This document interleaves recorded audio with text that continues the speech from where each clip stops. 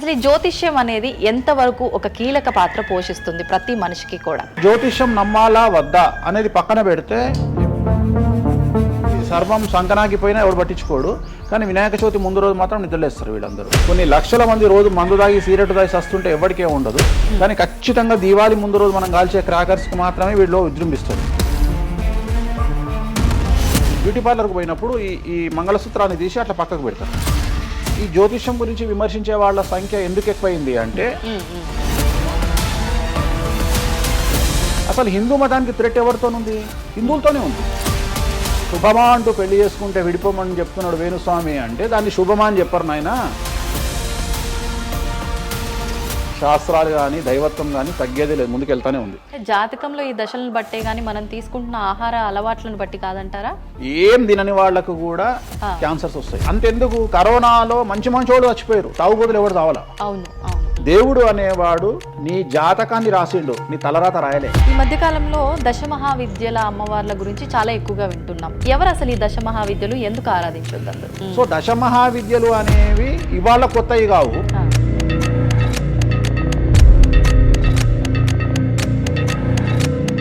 అరుణాచలం ఎవరికి తెలిసి బాలటి వరకు? ఎందుకు అరుణాచలానికి పొలవమంటే వెళ్ళిపోతున్నారు అంటే చాగంటి కోటేశ్వరరావు గారు చెప్పడం వల్ల నీకు అరుణాచలం తెలిసింది. మరి అరుణాచలం విషయంలో ఇదే డిస్కషన్ ఎందుకు వస్తలేదు? దశమహావిద్యలో నాన్ వెజ్ పెడతారు అనగానే ఇక నాన్ వెజ్ ప్రపంచంలో ఎవరు తిననట్టు, అసలు అదేదో తప్పైనట్టు, ఇక లిక్కర్ ఎవరు తాగలేనట్టు. రాముడు క్షత్రియుడు, మాంసం తినలేదా?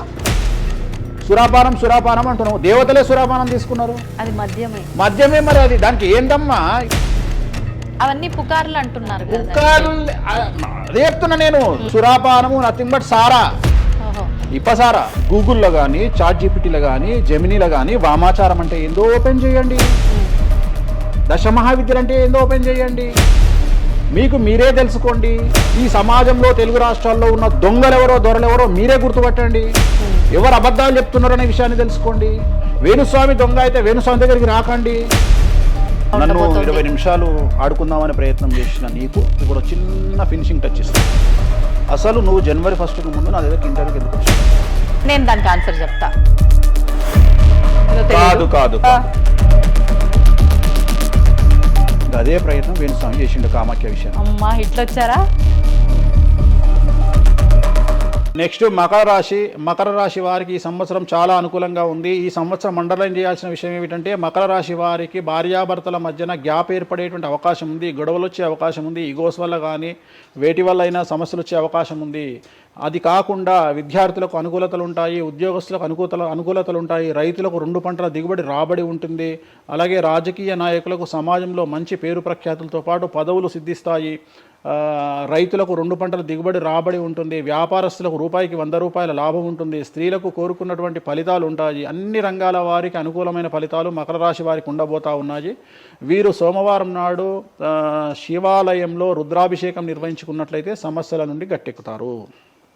సో నెక్స్ట్ కుంభరాశి వారికి ఏలినాడు శని చివరి అంకంలో ఉంది. చాలా సమస్యలు కనిపించబోతా ఉన్నాయి. కుటుంబంలో ఎవరిని తీసుకున్నా, విద్యార్థులు, ఉద్యోగస్తులు, వ్యాపారస్తులు, కళాకారులు, క్రీడాకారులు, రాజకీయ నాయకులు, స్త్రీలు, ఉద్యోగస్తులు, బ్యూరోక్రాట్లు అందరికీ సమస్యలు ఉన్నాయి. వాహన ప్రమాదాలు, పోలీస్ కేసులు, కోర్టు కేసులు, ఆరోగ్యపరమైన ఇబ్బందులు, మానసికమైన ఇబ్బందులు, స్త్రీలకైతే థైరాయిడ్ సమస్యలు, పీసీఓడి సమస్యలు, గర్భసంచికి సంబంధించిన సమస్యలు, మానసికమైన ఇబ్బందులు బాధించే అవకాశం కనిపిస్తూ ఉంది.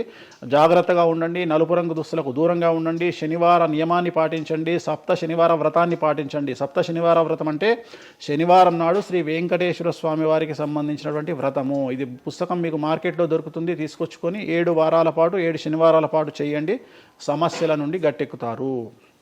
ఇక చివరిది లాస్ట్ది అనేటువంటిది మీనరాశి వారికి ఈ సంవత్సరం జన్మశని నడుస్తూ ఉంది. జన్మశని చాలా డేంజరస్గా ఉండబోతూ ఉంది.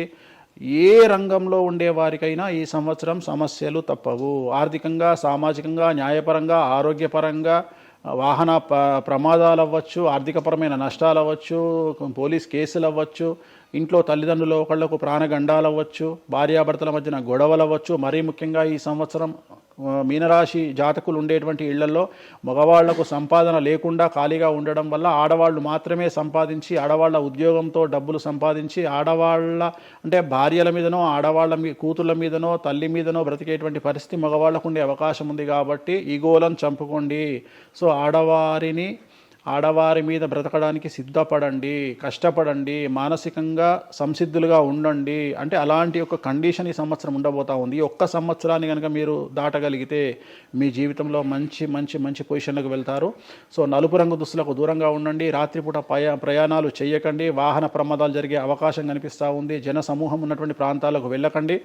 సో జాగ్రత్తలు తీసుకోండి, నలుపు రంగు దుస్తులకు దూరంగా ఉండండి. తిరునల్లా శనీశ్వర ఆలయంలో ప్రత్యేకమైన శని పూజ నిర్వహించడం ద్వారా సమస్యల నుండి బయటపడతారు.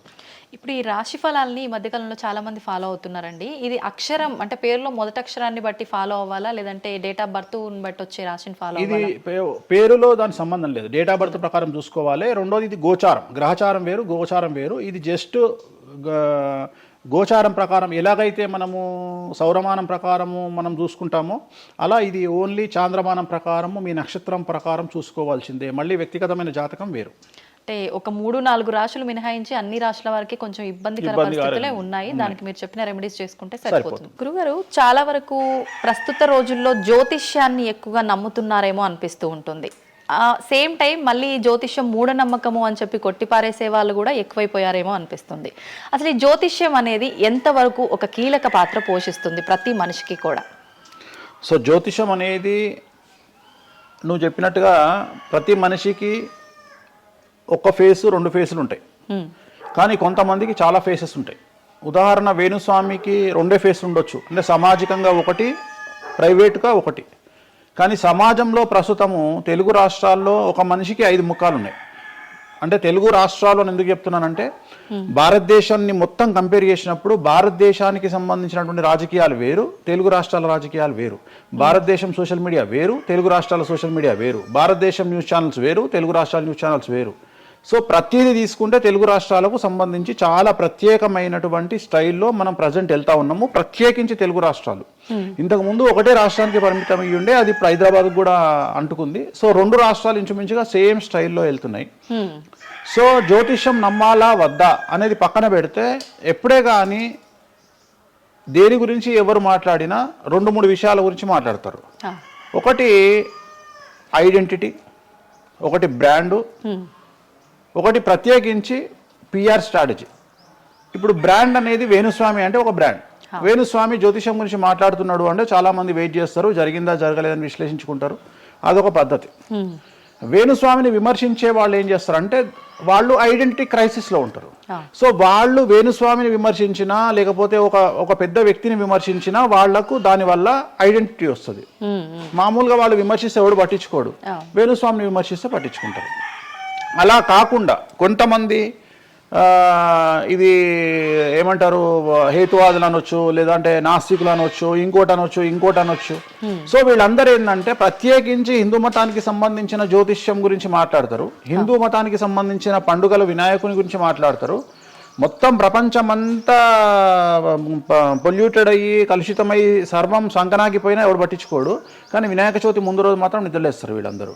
అట్లనే అసలు ఈ ప్లాస్టిక్ వల్ల అసలు నూనె ఎట్లా వస్తుంది, ఎందుకంటే 90 రూపాయలకు 1 కిలో నూనె ఎట్లా తింటున్నాం మనము అని ఆలోచించాడు ఎవరు లేడు. కొన్ని లక్షల మంది రోజు మందు తాగి సిగరెట్ తాగి సస్తుంటే ఎవరికే ఉండదు, కానీ ఖచ్చితంగా దీవాళి ముందు రోజు మనం కాల్చే క్రాకర్స్కి మాత్రమే వీడిలో విజృంభిస్తాడు. సో ఇవన్నీ కూడా ఐడెంటిటీ క్రైసిస్ అవ్వచ్చు, లేదా పని కట్టుకుని విమర్శించలు అవ్వచ్చు. మనం ఏం నమ్ముతాము అంటే లెక్కలు నమ్ముతాం. 2002కు పూర్వము 2002 తర్వాత తీసుకుంటే జ్యోతిష్యాన్ని నమ్మేవారి సంఖ్య, హిందూ మతాన్ని నమ్మేవారి సంఖ్య 9% పెరిగింది. సో ఇది వేణుస్వామి సొంత కవిత్వం కాదు, గూగుల్ చేస్తే గూగుల్లో మీకు కనిపిస్తుంది పర్సెంటేజ్ ఎంత పెరిగింది అనేది. సో ఎప్పుడే కానీ గుర్తుంచుకోవాల్సింది ఏంటి అంటే మనము సైంటిఫిక్గా సైన్స్ పరంగా మనం ఎంత ముందుకెళ్తామో మన జెన్జీ జనరేషన్, ఆల్ఫా జనరేషన్లు ఎంత ఫాస్ట్గా వస్తాయో ఎట్ ది సేమ్ టైము దేవుళ్ళ మీద నమ్మకాలు కూడా అదే పరిస్థితులలో ఉంటాయి. కాకపోతే ఇక్కడ ఏంటి అంటే ఒకటి ఎక్స్ప్రెసివ్ అవ్వచ్చు, ఎక్స్ప్రెసివ్ కాకపోవచ్చు. ఎందుకు పెరిగాయి అంటారు ఈ పర్సంటేజ్ మీరు అన్నట్లుగా? అంటే ఖచ్చితంగా కష్టాల ప్రాబ్లం. అంటే ఇక్కడ కష్టాల కంటే కూడా కాంపిటీషన్ అని చెప్తాను నేను. సో ఇప్పుడు ఏమైపోయింది అంటే విపరీతమైనటువంటి కాంపిటీషన్లోకి నెట్టబడ్డాం మనం అందరము కూడా. అంటే ఏమైపోయింది అంటే ఒక 1990కి పూర్వము మనం సంపాదించుకునే సొమ్మంతా కూడా దాచిపెట్టుకొని ఆ డబ్బును దాచుకొని మన కుటుంబాలు తింటాయి, మన పిల్లలు తింటాయి అనే ఆలోచన ఉండేది. 2000 సంవత్సరం తర్వాత ఏమైపోయింది అంటే మనం సంపాదించుకున్నది మనమే ఎంజాయ్ చేయాలి, ఒక కారు కొనుక్కోవాలి. సో లగ్జరీ లైఫ్ లీడ్ చేయాలి, 10 మందికి చూపించుకోవాలి. అంటే స్వతహాగా అనుభవించడం కంటే కూడా 10 మందికి చూపించుకోవాలి అనేటువంటి ఒక పనికిమాలిన భావన జనాల్లో చాలా వచ్చింది. ఇది ఎంతవరకు కరెక్ట్ అంటే తప్పు చెప్తున్నా. ఇప్పుడు ఉదాహరణ ఒక ఇన్ఫ్లుయెన్సర్స్ చూస్తుంటే అసలు యాక్చువల్గా వినాయక చవితి అనేది చవితి రోజు చేసుకోవాలి. కానీ వీళ్ళు ఏం చేస్తున్నారు, వినాయక చవితికి 2 రోజుల ముందరనే వినాయక చవితి చేసుకొని దాన్ని మొత్తం ఎడిట్ చేసి అంతా చేసి వినాయక చవితి నాడు పోస్ట్ చేస్తారు. సో దీనివల్ల వాళ్ళ ఖచ్చితంగా ఎఫెక్ట్ అవుతుంది. ఎందుకు ఎఫెక్ట్ అవుతుంది అంటే ఇప్పుడు మాంగళ్యం ఉంది, ఉదాహరణ మెడలో మంగళసూత్రం అనేది ధరిస్తారు అమ్మాయిలు. వీళ్ళు ఏం చేస్తున్నారు ఈ మధ్యన అంటే కొంతమంది అమ్మాయిలు వెస్ట్రన్ కల్చర్కు బానిసలైన అమ్మాయిలు ఏం చేస్తారంటే దాన్ని ఏమంటారు, బ్యూటీ పార్లర్కి పోయినప్పుడు ఈ మంగళసూత్రాన్ని తీసి అట్లా పక్కకు పెడతారు. సో మళ్ళీ ఎప్పుడైతే నువ్వు ఆ మంగళసూత్రాన్ని వేసుకుంటున్నావో ఆ సమయం కనుక మంచిది కాకపోతే ఎఫెక్ట్ అవుతుంది ఫ్యామిలీ. సో అందుకని నువ్వు చేసేటువంటి వినాయక చవితి పూజ కరెక్ట్ సమయంలో చేయకపోతే అది నెగిటివ్ అయ్యేటువంటి అవకాశం ఉంది.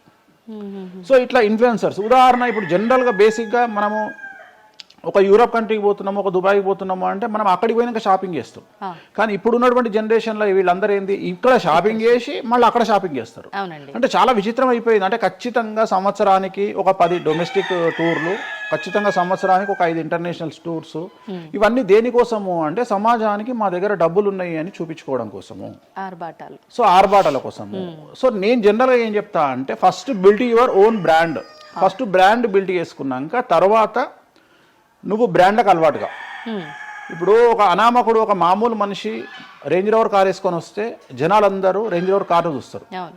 అదే ఒక సూపర్ స్టార్ ఒక ప్రభాస్ ఒక మహేష్ బాబు వస్తే మహేష్ బాబుని చూస్తారు, ప్రభాస్ని చూస్తారు, కానీ కార్ను చూడరు. సో నేనేమంటే ఫస్ట్ నువ్వు దాన్ని తయారు చేసుకో.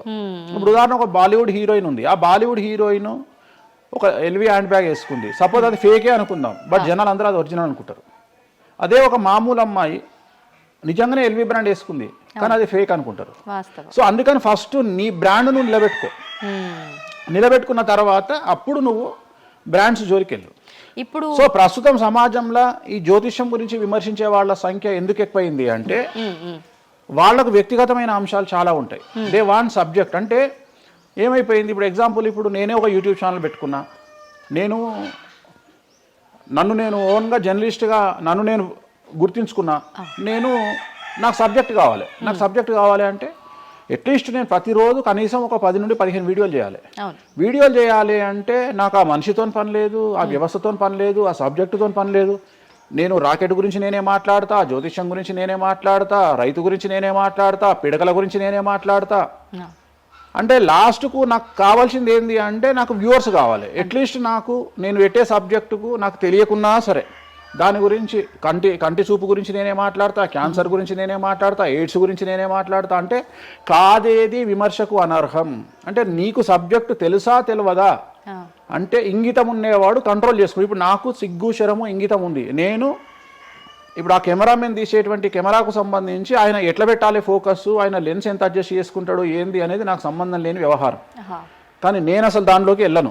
కానీ అదే విశ్లేషకుల పేరుతో ఉండేటువంటి యూట్యూబ్ ఛానల్స్ అవ్వచ్చు, ఇంకొకళ్ళు అవ్వచ్చు, వాళ్ళు ఏం చేస్తారు, దాన్ని కూడా వాళ్ళే జస్టిఫికేషన్ చేస్తారు. అంటే దాన్ని కూడా నువ్వు కెమెరా ఎట్లా పెట్టాలనో కెమెరామెన్కి వీళ్ళు నేర్పిస్తారు, వీళ్ళే డిస్కషన్. ఎందుకు అంటే వాళ్ళకి ఏదో ఒక 10,000 వ్యూవర్షిప్ పోతే ఇట్లా ఓవరాల్గా తీసుకుంటే నెలకింత వెళ్తుంది పైసలు.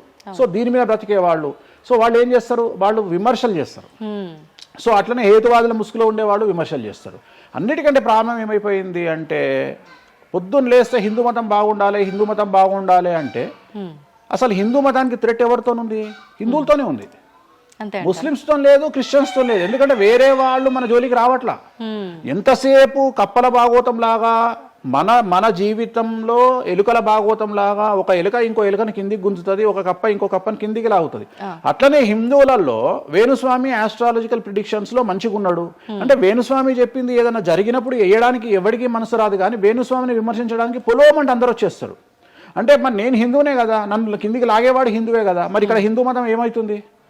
ఇప్పుడు సమాజంలో నేను అబ్జర్వ్ చేస్తున్నా, గత కొన్ని రోజుల నుండి ఒక 6 నెలల నుండి సంవత్సరం నుండి Telugu media in the sense నేను లోకల్ సోషల్ మీడియాలో హిందూ మతాల పేరు మీద కొత్త వర్షన్ వచ్చింది. ఏంటి అంటే హిందూ ఆచార వ్యవహారాలను విమర్శించడము చాలా కామెడీ అయిపోయింది.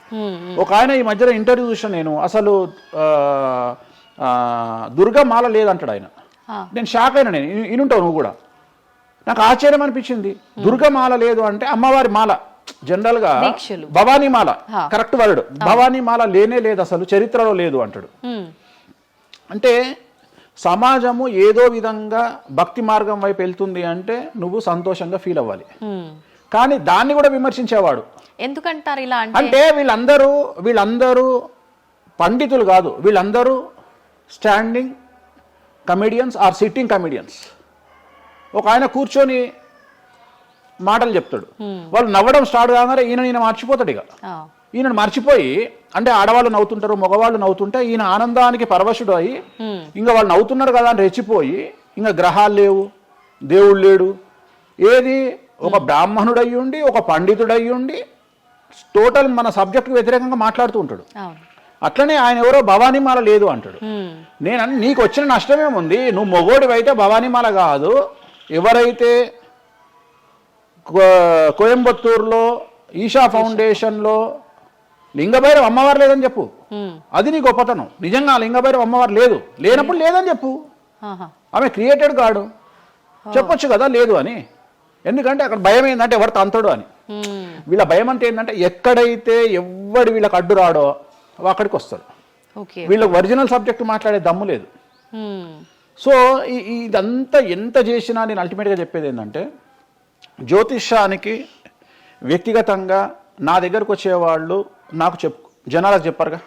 ఇప్పుడు నేను ఒక మాట చెప్తా, ఇప్పుడు సీక్రెట్ మెయింటైన్ చేయాలనుకుంటారు ప్రతి ఒక్కరు, ప్రైవసీ మెయింటైన్ చేయాలనుకుంటారు. మామూలుగా హాస్పిటల్కి పోతేనే ఇవాళ ప్రైవసీ మెయింటైన్ చేయాలనుకుంటున్నారు.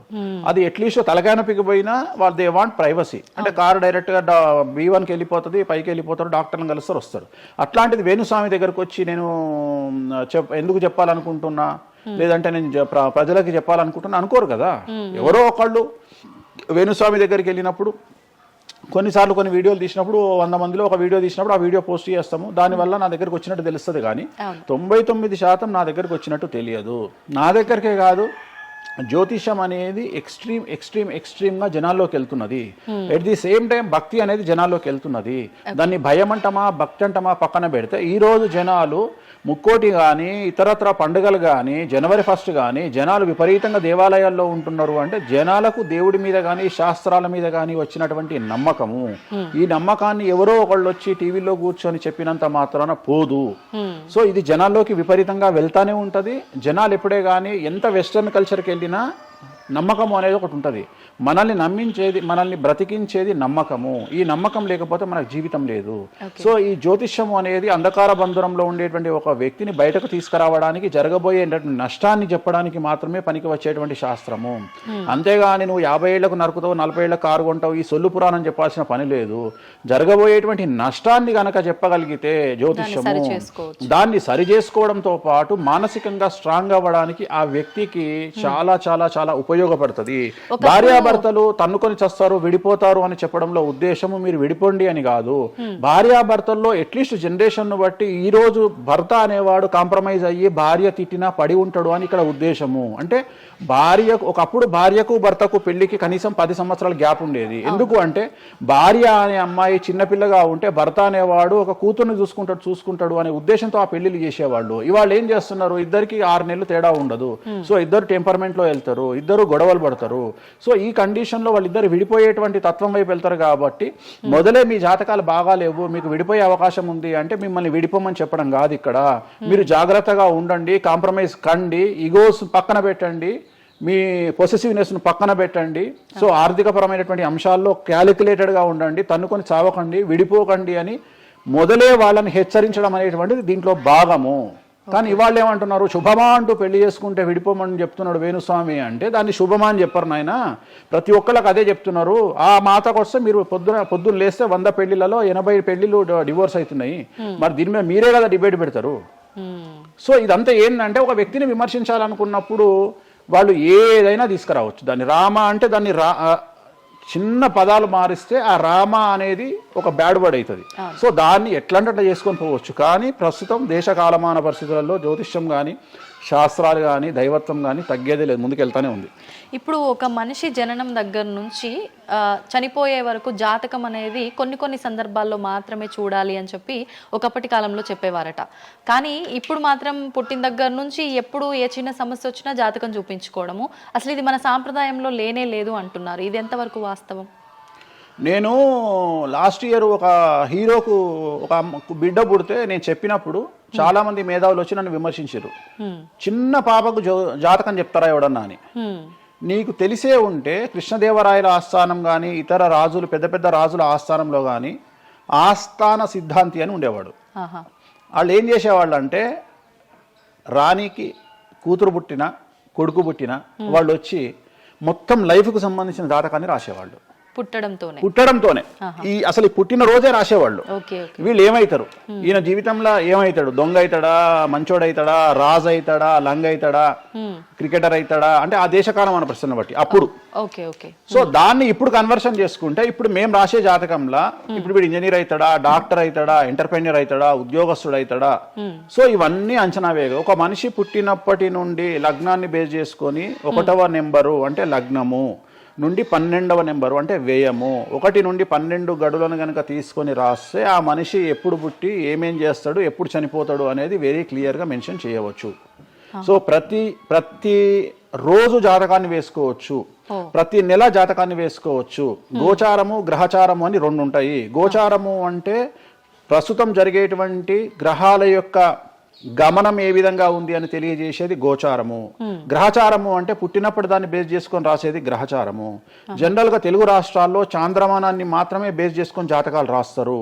కానీ వేణుస్వామి ఒక్కడే చాంద్రమానము, సౌరమానము, బార్హస్పత్యమానము అనే 3 విభాగాలను బేస్ చేసుకొని జాతకాలు రాస్తాడు. చాంద్రమానము అంటే చంద్రుడిని బేస్ చేసుకొని రోజున్నర పాటు చంద్రుడు ఒక రాశిలో ఉండేదాన్ని చాంద్రమానము అంటారు. ఇది మన దక్షిణ భారతదేశంలో వాడతాము.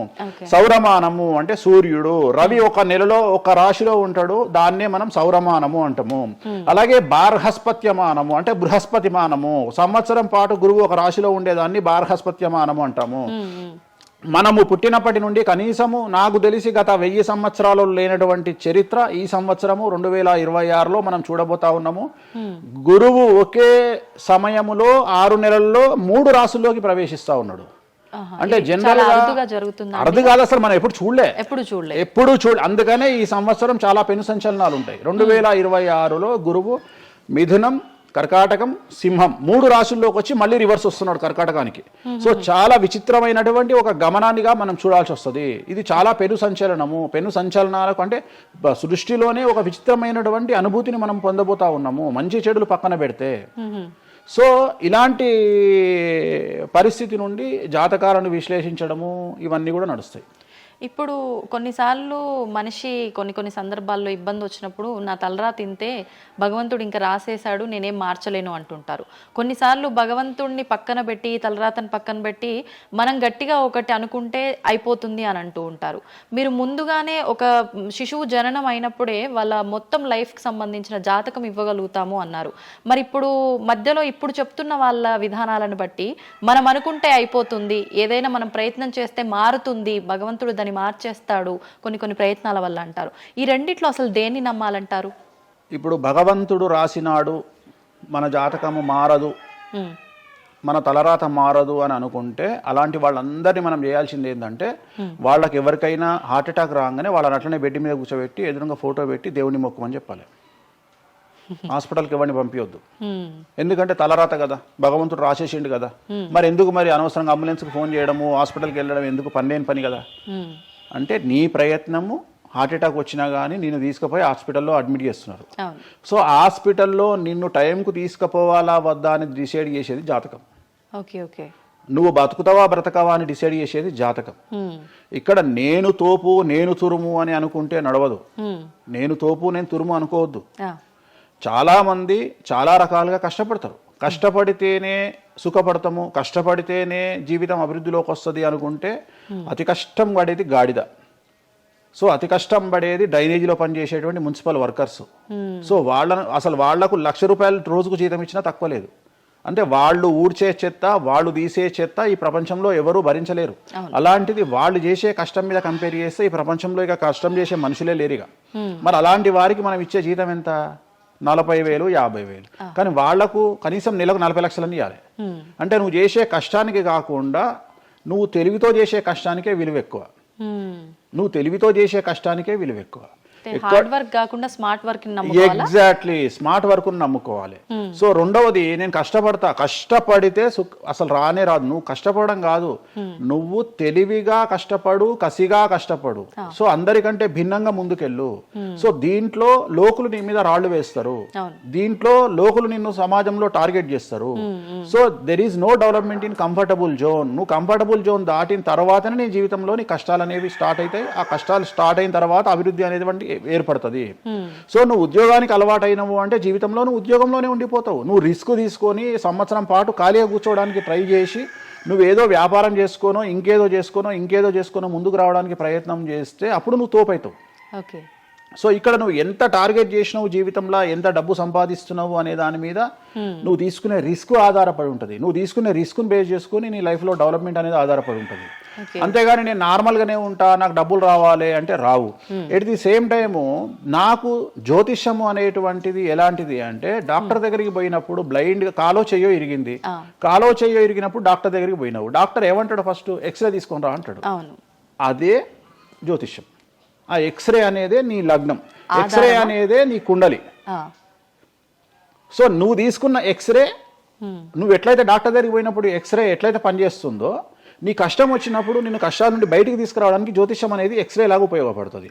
ఆ ఎక్స్రే అంటే నీ కుండలి చూసినప్పుడు నీకు ఈ సబ్జెక్ట్లో ఈ ప్రాబ్లం ఎందుకు వచ్చింది, ఒక వ్యక్తికి హార్ట్ అటాక్ ఎందుకు వచ్చింది అంటే ఆయన జాతకంలో రవి కేతువు లేదా శని దృష్టి రవి మీద, లేదా కుజ రవులు 8వ ఇంట్లోనో లేకుంటే 6వ ఇంట్లోనో వ్యయంలో ఉన్నప్పుడు, అలాగే రవి కేతువులు 12వ ఇంట్లో కలిసినప్పుడు, అలాగే 6వ ఇంట్లో కలిసినప్పుడు, సో ఆ సందర్భంలో ఆ గ్రహ చిత్రంలో, ఆ దశా చిత్రంలో ఆ దశ వచ్చినప్పుడు, అంతర్దశ వచ్చినప్పుడు, ఏలినాటి శనిలోనో, ఆ షష్టమ శనిలోనో, అష్టమ శనిలోనో ఈ హార్ట్ అటాక్ అనేది వస్తుంది. అంటే జాతకంలో ఈ దశలను బట్టే కానీ మనం తీసుకుంటున్న ఆహార అలవాట్లను బట్టి కాదంటారా? ఏం తినని వాళ్లకు కూడా క్యాన్సర్స్ వస్తాయి, గుర్తుంచుకోవాలి. ఏం తినని వాళ్ళకు కూడా క్యాన్సర్లు వస్తాయి. చాలా మందికి ప్రస్తుతం సమాజంలో నాన్ వెజ్ తిననటువంటి వాళ్లకు కొలన్ క్యాన్సర్ వచ్చినటువంటి సంఘటనలు నాకు వేలల్లో తెలుసు. సో ఏం తప్పు చేస్తున్నారని అమ్మాయిలకు బ్రెస్ట్ క్యాన్సర్ వస్తుంది? ఆన్సర్ చెప్పు. Question mark. అవునా కాదా? థైరాయిడ్తో ఏం పని చేస్తున్నాం, థైరాయిడ్ ప్రాబ్లం వచ్చింది. సరే, ఉదాహరణ లంగ్స్ క్యాన్సర్ అంటే నువ్వు సిగరెట్ తాగితే వచ్చింది. కానీ నువ్వు నమ్మవో 100 మందిలో 40 మందికి లంగ్స్ క్యాన్సర్ వచ్చిన వాళ్ళకు సిగరెట్ అలవాట్లేదు. ఎందుకు వచ్చింది? సో చాలా మంది అంతెందుకు, కరోనాలో మంచి వాళ్ళు చచ్చిపోయారు, తాగుబోతులు ఎవరు తావాలా? అవును అవును. అసలు దీని మీద కదా నువ్వు సైంటిస్ట్ రీసెర్చ్ చేయాల్సింది. ఇంతమందిని చూసినా మనం రోడ్డు మీద బిచ్చమెత్తుకునేవాడు ఎవరు చచ్చిపోలే. ఎందుకు అంటే వాడి డైజెషన్ సిస్టమ్ అంత స్ట్రాంగ్ ఉంది, వాడి ఇమ్యూనిటీ పవర్ అంత స్ట్రాంగ్ ఉంది. అట్లనే మందు తాగే వాడి ఇమ్యూనిటీ పవర్ అంత స్ట్రాంగ్ ఉంది. తాగుబోతులు ఎవరు చచ్చిపోలే కరోనాలో. సో ఇవన్నీ నువ్వు ఎలా చనిపోతావు, ఏ రోగం వస్తుంది, ఏంది అనేది జ్యోతిష్యం ప్రిడిక్ట్ చేయగలుగుతుంది. జ్యోతిష్యం అనేది నీ లైఫ్ను డిసైడ్ చేసింది కాదు, నీ లైఫ్ను ఎలా మార్చుకోవాలి అనేది జ్యోతిష్యం డిసైడ్ చేస్తుంది. దేవుడు అనేవాడు నీ జాతకాన్ని రాసిండు, నీ తలరాత రాయలే. ఇక్కడ గుర్తుంచుకోవాల్సింది ఏంటంటే, నువ్వు ఏ సమయంలో పుట్టాలి అనేది డిసైడ్ చేసింది ఎవరు? దేవుడు. సో నువ్వు పుట్టినప్పుడు 9 గ్రహాల కాంబినేషన్స్ ఎక్కడున్నాయి? లగ్నంలో ఎవరున్నారు, ద్వితీయంలో ఎవరున్నారు, తృతీయంలో ఎవరున్నారు, చతుర్థంలో ఎవరున్నారు, పంచమంలో ఎవరున్నారు, షష్టమంలో ఎవరున్నారు, వ్యయంలో ఎవరున్నారు. అంటే నీకు ఏ రోగాలు రావాలి, నీకు దోస్తులు ఎట్లాంటి వాళ్ళు ఉన్నారు, నీ కుటుంబంలో నీకు బంధువులతో గొడవలు అయితేయా కావా, నువ్వు డబ్బు ఎంత సంపాదిస్తావు, ఉద్యోగం వల్ల సంపాదిస్తావా, వ్యాపారం వల్ల సంపాదిస్తావా, లేకపోతే బెట్టింగ్లో పోయి నాశనం చేసుకుంటావా, లేకపోతే వ్యసనపరుడు పోయి నాశనం చేసుకుంటావా, సో అమ్మాయిలకు బానిస అవుతావా, అంటే ఇట్లాంటివన్నింటిని అనలైజ్ చేయగలిగినటువంటి శక్తి జ్యోతిష్యానికి ఉంది. జ్యోతిష్యము అనేది వేరు కాదు. నువ్వు ఏదైతే దేవుడు జాతకం రాసిండు, ఏదైతే తలరాత రాసిండు అంటుండో గదే గిది. అంటే పుట్టిన టైంని, ప్లేస్ని అన్నిటిని బట్టే ఈ ప్రిడిక్షన్. ఒక మనిషి పుట్టిన సమయాన్ని బేస్ చేసుకొని ఇప్పుడు నువ్వు మాట్లాడుతున్న దేవుడు రాసిన తలరాతనే జాతకం. తలరాత వేరు, జాతకం వేరు కాదు. నీ తలరాత అనేది ఈ లగ్నంలో ఉంది, ఈ కుండలిలో ఉంది, దీన్ని బేస్ చేసుకొని దీన్ని చేతిలో పట్టుకొని నువ్వు ముందుకెళ్తే నీకు ఏ ప్రాబ్లం ఉండదు. ఒక్కసారి జ్యోతిష్కుడిని సంప్రదిస్తే కాదు, నువ్వు ప్రతిసారి ప్రతి సంవత్సరము లేదా 2.5 సంవత్సరాలకు ఒకసారి శని మారినప్పుడల్లా నీ జాతకం మారుతుంటది, గోచారంలో మారుతుంటది, గ్రహచారంలో మారుతుంటది. నువ్వు ఎలాంటి చర్యలు తీసుకోవాలి, ఎలాంటి జాగ్రత్తలు తీసుకోవాలి, నీకు వాహన ప్రమాదాలు ఎప్పుడు వస్తాయి, ఆరోగ్యపరమైన ఇబ్బందులు ఎప్పుడు వస్తాయి, న్యాయపరమైన ఇబ్బందులు ఎప్పుడు వస్తాయి, నువ్వు ఎదిగిన తర్వాత నీకు శత్రువులు పెరుగుతారు, నువ్వు ఎంత శుద్ధపూసైనా ఎంత మంచివాడివైనా నువ్వు సమాజంలో ఎదిగి ఒక కారు కొనుక్కొని ఒక ఇల్లు కొనుక్కొని నీ బతుకు నువ్వు బ్రతుకుతున్నా నీ మీద జనాలు ఏడ్చి చస్తారు. నీకు శత్రువులు అనేవాళ్ళు ఏర్పడతారు. నువ్వు మంచి చేసినా శత్రువులు వస్తారు, చెడు చేసినా శత్రువులు వస్తారు. సో ఇలాంటి వాళ్ళందరి నుండి నువ్వు ఎట్లా తప్పించుకోవాలి, తప్పించుకోవడానికి ఏమేం పూజలు చేసుకోవాలి, ఏమేం న్యాయపరమైన జాగ్రత్తలు తీసుకోవాలి, వీటన్నిటినీ క్రోడీకరించి చెప్పగలిగిన వాడు జ్యోతిష్కుడు.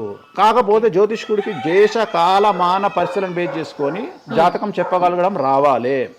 ఎందుకంటే జ్యోతిష్యంలో ఉదాహరణ రవి కుజ కేతువు కలిసి ఉన్నప్పుడు సుఖవ్యాధి వస్తుంది. సో సుఖవ్యాధి అని మాత్రమే జ్యోతిష్యం చెప్పింది మాకు, అంతేగాని నీకు సిఫిలిస్, గనేరియా, ఎయిడ్స్, HIV అని చెప్పి రాయలే మాకు.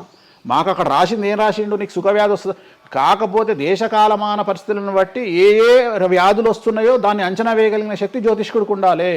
ఇప్పుడు కూడా నువ్వు ఇంజనీరింగ్ చేస్తున్నావు అంటే ఇంజనీరింగ్ ఇంకో 2 ఏళ్ళు అయితే పోతుంది. సో కొత్త ఏదో వస్తుంది, స్టడీస్ వస్తాయి. సో మనం మారుతూ ఉండాలి, మనం అప్డేట్ అవుతా ఉండాలి. ఎట్లయితే టెక్నాలజీ కోసము, ఎట్లయితే కెమెరా విషయంలో, ఎట్లయితే మైక్ల విషయంలో అప్డేట్ అవుతున్నామో మేము కూడా జ్యోతిషం విషయంలో అప్డేట్ కావాలి. కానీ మమ్మల్ని అప్డేట్ అవ్వడానికి ఎవరు మాకు భుజం తట్టేవాళ్ళు కానీ, వెన్ను తట్టేవాళ్ళు కానీ, మమ్మల్ని ఎంకరేజ్ చేసేవాడు కానీ ఉండడు. ఎంతసేపు మా మీద దాడి చేద్దామని చూసేవాడే ఉంటాడు. మేము ఏదైనా విశ్లేషించి కొత్తది చెప్పుదాము అనేటువంటి ప్రయోగం చేయంగానే ఆటోమేటిక్గా రాకెట్ ఫెయిల్ అయితేనేమో సింపతి చూపిస్తారు, మేము చెప్పింది ఫెయిల్ కాగానే దాడి చేస్తారు. సెఫాలజిస్టుల పేరుతోని ప్రతి సంవత్సరము కనీసం ఒక 20-30 మంది ఫెయిల్ అయితేనే ఉంటారు ఎన్నికలలో. వాళ్ళ జోలికి ఎవడు పోడు. కానీ మేము ఎవడన్నా పుసుక్కున ఎక్కడన్నా ఎన్నికలు గెలువయ్యి అని చెప్పగానే మా మీద దాడి చేసే వాళ్ళు ఎక్కువ ఉంటారు. సో మాకు కూడా ఎంకరేజ్మెంట్ చేస్తే మేము సైన్స్ను ఎప్పుడో పండబెట్టగలిగిన శక్తి మాకు ఉన్నది, జ్యోతిష్కులకు లేక కాదు. కాకపోతే మమ్మల్ని ఎవడు వెన్నుదడతాడు, మా గురించి ఎవడు మాట్లాడతాడు, మా గురించి మెచ్చుకునేది పర్సనల్గా వ్యక్తిగతమైనటువంటి టర్మినాలజీలో మాతో మాట్లాడే వాళ్ళు మెచ్చుకుంటారు తప్ప సమాజం మమ్మల్ని చూసే దృష్టి వేరు. ఎంతసేపు మా దాంట్లోనే మాకుండదు. మా దాంట్లో యాచకా శత్రువు అంటే బిచ్చపోనికి బిచ్చపోడు శత్రువు అని మా దాంట్లో మాకే తన్నులాట. కామాఖ్యకు పోయి బలుడిచ్చి పూజలు చేసుకునేటువంటి జ్యోతిష్కుడు హైదరాబాద్కు వచ్చి అక్కడ బలులే లేవని చెప్తాడు ఒక జ్యోతిష్కుడు. సో ఇట్లా ఎందుకు చెప్తున్నారు అంటే వాళ్ళ కర్మ మనం ఏం చేయలేము. సో ఓవరాల్గా జ్యోతిష్యం అనేది ఏదైనా చరిత్ర సృష్టించగలుగుతుంది. జ్యోతిష్యము అంటే మనిషి యొక్క తలరాతనే జ్యోతిష్యం. ఇప్పుడు మీరు చెప్పిన దాన్ని బట్టి అంతా మనం పుట్టిన టైము ప్లేస్ని బట్టే డిసైడ్ అవుతుంది ఈ ప్రెడిక్షన్ అంతా. అంటే న్యాచురల్గా బర్త్ జరిగితే ఓకే, కానీ ఇప్పుడు అన్ని ముహూర్తాలు పెట్టుకొని టైము అన్ని చూసి చేస్తున్నారు కదా, మరి ఇటువంటి వారికి జాతకం ప్రెడిక్షన్ కరెక్ట్ ఉంటుందా? ఆ ముహూర్తం పెట్టాలి అనేటువంటి టైమింగ్ కూడా ఆయన డిసైడ్ చేస్తాడు, దేవుడే. ప్రతిదీ మనం తోపులం అనుకుంటాం, నేను ఓన్గా ఆలోచిస్తున్నా అనుకుంటాడు. అది ఆల్రెడీ డిసైడెడే. నీ మనసులో ఆ భావం రావడానికి, నీ మనసులో ఆ ముహూర్తం పెట్టించుకోవాలి అని అనుకోవడానికి కర్త కర్మక్రియనే భగవంతుడు. మరి ఇది పెళ్లిళ్ళ విషయంలో ఎందుకు వర్తించదు? పెట్టుడు ముహూర్తాల్లో పెళ్లిళ్ళు వద్దు, అదంతా సఖ్యతతో ఉండరు భార్యాభర్తలు అంటారు కదా. అసలు ముహూర్తం మంచిదైతే ఎందుకు విడిపోతున్నారు అని ఇప్పుడు కొంతమంది మేధావులు అడుగుతారు. ఫస్ట్ నేను చెప్పే పాయింట్ ఏంటంటే, నీ జాతకాలే కలవకపోతే నువ్వు ఎంత మంచి ముహూర్తంలో చేసుకుంటే ఉంది. నీ జాతకాలు బాగుంటే, మీ జాతకాలు కలిస్తే నువ్వు అష్టమి నాడు పెళ్లి చేసుకున్నా, అమావాస్య నాడు పెళ్లి చేసుకున్నా ఏమీ కాదు. రైట్? సో నేను మాట్లాడే విషయం ఏంటంటే, నీ అబ్బాయి అమ్మాయి జాతకాలు బాగా కుదిరినప్పుడు వాళ్ళ లైఫ్ ఎక్కడో ఉంటుంది. చాలామంది there is calculated love, calculated relation. అమ్మాయి ఏమనుకుంటుంది, నేను నెలకు 1,50,000 సంపాదిస్తున్నా, నాకు ఖచ్చితంగా 2 లక్షలు సంపాదించే అబ్బాయి కావాలి అనుకుంటుంది. కానీ నన్ను జీవితంలో బాగా చూసుకునే అబ్బాయి కావాలి, నేను కాంప్రమైజ్ అవుతా, నీకు 1,00,000 వస్తుందా, నేను 1,50,000 సంపాదిస్తా, ఇద్దరం కలిసి 2.5 లక్షలతో బతుకుతాము అని ఏ అమ్మాయి అనుకోదు. సో ప్రతి ఒక్కడి క్యాలిక్యులేషన్ ఇదే. అలాగే అబ్బాయి ఏమనుకుంటాడు, నాకు 2 లక్షలు వస్తుంది కానీ నాకు చాలా అందమైన అమ్మాయి కావాలి అనుకుంటాడు. సో ఇక్కడ ఉన్న డిమాండ్కు తగ్గట్టు సప్లై లేదా. సో అప్పుడు ప్రాబ్లం ఏమవుతుంది, ఫైటింగ్. అప్పుడు ఏమవుతుంది అంటే కాంప్రమైజ్ అనేది స్టార్ట్ అవుతుంది. అంటే జ్యోతిష్యుడు జాతకాలు బాగాలేవు అని చెప్పినా ఇనే పరిస్థితులలో వీళ్ళు ఉండరు. రెండవది, జ్యోతిష్కులు కూడా ఏం చేస్తారంటే సాధ్యమైనంత వరకు ముక్కుసూటిగా ఆన్సర్ చెప్పకుండా కుజదోషం ఉంది, 7వ ఇంట్లో కుజుడున్నాడు, 7వ ఇంట్లో శని కుజులు కలిసి ఉన్నారు, సో చాలా ప్రాబ్లం అవుతుంది. లేదా 7వ ఇంట్లో చంద్రుడు కుజుడు కలిసి ఉన్నారు, సో పిల్లవాడి తల్లి వల్ల సమస్యలు వస్తాయి, లేదా పిల్ల తల్లి వల్ల సమస్యలు వస్తాయి అని వీడు డైరెక్ట్గా అమ్మాయికో అబ్బాయికో చెప్పడు. లేదు మీ ఇద్దరికి సంతాన యోగం లేదు అని చెప్పడు. ఉదాహరణ 9:5 అయింది, ఇద్దరిది అమ్మాయిది అబ్బాయిది, సంతాన యోగం ఉండదు, షష్టాష్టకాలు అయినాయి. వీడేమంటాడు, షష్టాష్టకాలలో శుభ షష్టాష్టకాలు అంటాడు. అంటే విషయంలో మంచి విషయం ఉంటుందా? ఉండదు కదా. శుభ షష్టాష్టకాలు ఎక్కడి నుండి వచ్చినాయి? నువ్వు చెప్పేదే విషం అంటున్నావు, విషం అనుకుంటూ మంచి విషం అంటున్నావు మళ్ళా. సో మంచి విషయం ఎక్కడ నుండి ఉంటుంది? ఉండదు. విషం వేసుకుంటే చస్తాడు. అట్లనే షష్టాష్టకాలు అంటే ప్రాబ్లం స్టార్ట్ అవుతుంది. అట్లనే 9:5 ఏకనాడి, వర్ణదోషము, యోని దోషము, ఇట్లా చాలా రకాల దోషాలు ఉంటాయి. సో ఈ దోషాలను ఏం చేస్తారంటే, ఈ దోషాలను ఎదుటి వ్యక్తికి నిజాయితీగా చెప్పడం మానేసి సాధ్యమైనంత వరకు వీళ్ళు పెళ్లి చేసుకోవాలి అనే ఇంటెన్షనల్ గా పాజిటివ్ వేలో వెళ్తాడు. రెండవది ఏంటంటే, ఆల్రెడీ వీళ్ళు ఏం చేస్తారు, మేము ఇద్దరం ఫిక్స్ అయినాము, మేము పెళ్లి చేసుకుంటాము అని డిసైడ్ చేసుకొని వస్తారు అక్కడికి. అప్పుడు వాడు ఇవన్నీ చెప్పి వాళ్ళ మనసును విరగొడతాడా? విరగొట్టాడు. జనరల్గా ప్రపంచంలో ఏ అమ్మాయి తండ్రి కానీ ఏ అబ్బాయి తండ్రి కానీ తన బిడ్డనో తన కూతురో తన అల్లుడో నాశనం కావాలి అని కోరుకోరు. కానీ చెప్పగలిగినటువంటి పరిస్థితుల్లో ఎవరు ఉండాలి? జ్యోతిష్కుడు ఉండాలి. సో అది నేను చేస్తున్న ప్రస్తుతం కలియుగంలో. వేరే వాళ్ళు ఎవరు చేయట్లేదు ఆ విధంగా. ఎందుకంటే రేపొద్దున కలిసి ఉండకపోతే 2 కుటుంబాలు బాధపడతాయి, సమాజంలో చెడ్డ పేరు వస్తుంది, వీళ్ళ లైఫ్ స్పాయిల్ అయిపోతుంది. సో అందుకని నేను చాలా జాగ్రత్తగా మొదలే డిసైడ్ చేసి, నీకు ఈ ప్రాబ్లం ఉందిరా బాబు, నువ్వు జాతకాలు నీకు కలవలేదు, వివాహం చేసుకోకు అని చెప్తా. వీళ్ళ జాతకాలు బాగా లేకున్నా తీసుకుపోయి మంచి ముహూర్తం చూసుకొని పెళ్లి చేసుకుంటే ఆ ముహూర్తం వీళ్లను సఫలీకృతులను చెయ్యదు. నీ జాతకం బాగుండాలి. అట్లనే నువ్వు ఏ టైంలో పుట్టాలనో డిసైడ్ చేసుకున్నా అని నువ్వు అనుకొని సిజేరియన్ పెట్టుకుంటావు, కానీ ఆ టైంలో నువ్వు నక్షత్రమే చూస్తావేమో కానీ 6వ ఇంట్లో ఉండే గ్రహాలు 12వ ఇంట్లో గ్రహాలు డిసైడ్ చేయగలిగింది భగవంతుడు. ఆ టైంలో ఒకవేళ వ్యయస్థానంలో గ్రహాలున్నా 6వ స్థానంలో గ్రహాలున్నా జాతకం అంతా కింద మీద అవుతుంది. ఒకవేళ కుజుడు ఉండే స్థానాన్ని బట్టి, చంద్రుడు బుధుడు ఉండే స్థానాన్ని బట్టి జాతకాలు కరెక్ట్గా డిసైడ్ చేయకపోతే ఆటిజంతో మగపిల్లలు పుడతారు. సో ఇన్ని సమస్యలు ఉంటాయి. సో చాలా ఈజీగా సిజేరియన్ ఆపరేషన్ చేసుకోగానే పిల్లలు మంచిగా పుడతారు అని కాదు అక్కడ. ఎందుకంటే నువ్వు పిల్లలు మంచిగా పుట్టాలి లేదు అనేది డిసైడ్ చేయడానికి it will take 3 to 4 hours. కానీ 3 to 4 minutes లో జ్యోతిష్కుడు డిసైడ్ చేస్తుంది. అది తప్పు. ఈ మధ్యకాలంలో దశమహావిద్యల అమ్మవార్ల గురించి చాలా ఎక్కువగా వింటున్నాం. రాబోతున్న సినిమాలు, ఆల్రెడీ వచ్చిన సినిమాలు కూడా వారికి సంబంధించిన సినిమాలు ఎక్కువగా రావడం జరుగుతోంది. అంటే కొత్తగా, అంటే ఎవరైనా మనిషి కొత్తగా వస్తే మాట్లాడుకోవడం వరకు ఓకే, కానీ భగవంతుల గురించి కొత్తగా మన అందరిలోకి రావటము, వాళ్ళ గురించి మాట్లాడుకోవటము, మళ్ళీ అంటే భగవంతుడు అంటేనే అందరికీ అందుబాటులో ఉండి వాళ్ళకున్న కష్టాల నుంచి గట్టెక్కించడానికి ఆరాధించే వాళ్ళుగా మనం భావిస్తాము. మరి వాళ్ళని అందరూ ఆరాధించొద్దని రకరకాల విధానాలన్నీ చెప్తూ ఉన్నారు. ఎవరు అసలు ఈ దశమహావిద్యలు, ఎందుకు ఆరాధించొద్దు అందరూ? నేను 1991 ఐ థింక్ ఘరానా మొగుడు అనే సినిమా ఓపెనింగ్ చేయడానికి విశాఖపట్నం వెళ్ళాను నేను. ఆ సినిమా ముహూర్తం నేనే పెట్టిన. ఇక్కడ చిరంజీవి గారి సినిమా, రాఘవేంద్రరావు గారిది విశాఖపట్నంలో అయ్యింది. బంగారు కోడిపెట్ట అనే సాంగ్ తోని ఆ సినిమా స్టార్ట్ అయింది. అది ముహూర్తం చేసిన నేను విశాఖపట్నంలో. అప్పుడు నేను అక్కడనే పక్కనే ఉన్నటువంటి శ్రీకాకుళం అనేటువంటి ఒక ప్రాంతానికి వెళ్ళిన. నేను మాట్లాడేది 1991. అప్పుడు వాళ్ళకి ఎన్టీ రామారావు అంటే ఎవరో తెలియదు.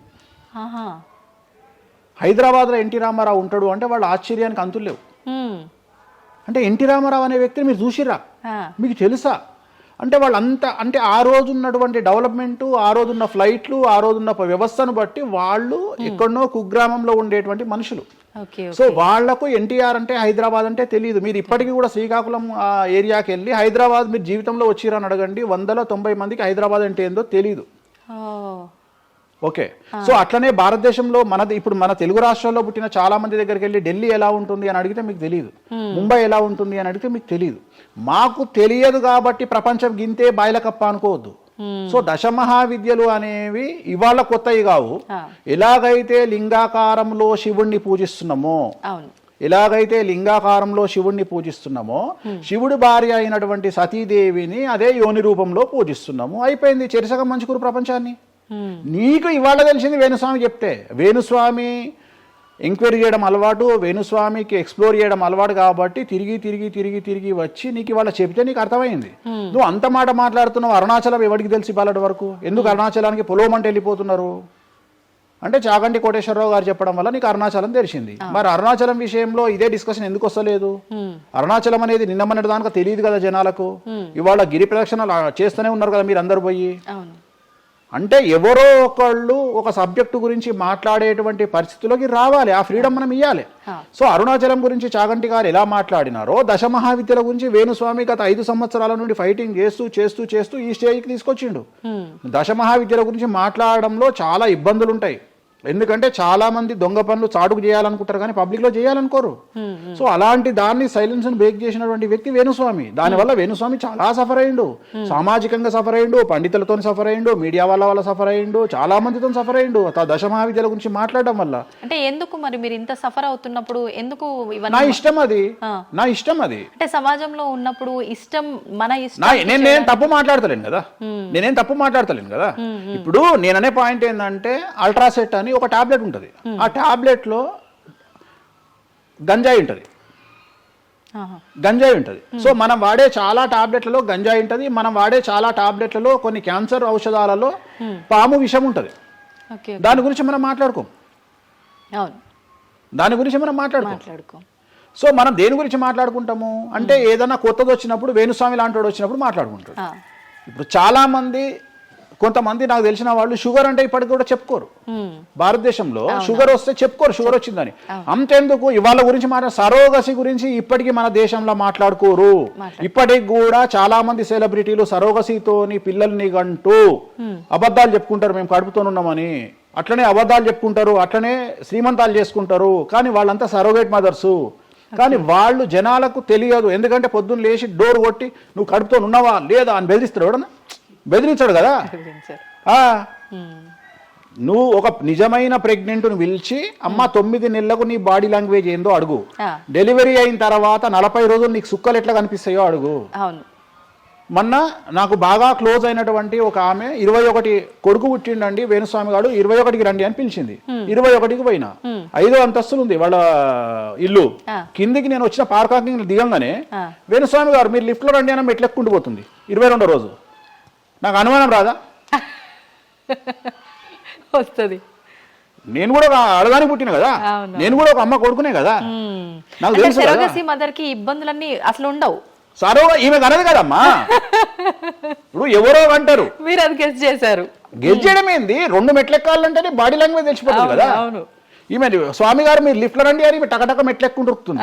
అంటే అంతకుముందు ఒక ఎట్లా ఉరికిందో డెలివరీ అయినాక కూడా అట్లే ఉరుకుతుంటే నాకు అనుమానం ఏమేమి ఇట్లా ఉరుకుతుంది అంటే ఓకే సరగేట్ ఓకే అంటే వాళ్ళు చెప్పుకోవడానికి భయపడుతుంది. అందరు నయనతారు లక్ష్మీ మనుషులు కాదు కదా. అప్పటికైనా మీకు చెప్పారా వాళ్ళు ఓపెన్ గా? చెప్పలేదు, ఇప్పటికీ చెప్పలేదు. ఆల్రెడీ అట్లనే సెలబ్రిటీలు చాలా మంది ఇదే పని చేస్తారు.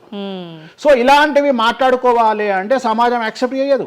కానీ వేణుస్వామి వచ్చి దశ మహావిద్యలో నాన్ వెజ్ పెడతారు అనగానే ఇక నాన్ వెజ్ ప్రపంచంలో ఎవరు తిననట్టు, ఇక నాన్ వెజ్ ఇక అసలు అదేదో తప్పైనట్టు, ఇక లిక్కర్ ఎవరు తాగలేనట్టు. మళ్ళా చూస్తే తెలంగాణలో హైయెస్ట్ లిక్కర్ సేల్స్ భారతదేశం మొత్తంలో తెలంగాణదే ఉంటుంది, ఆంధ్రప్రదేశ్దే ఉంటుంది.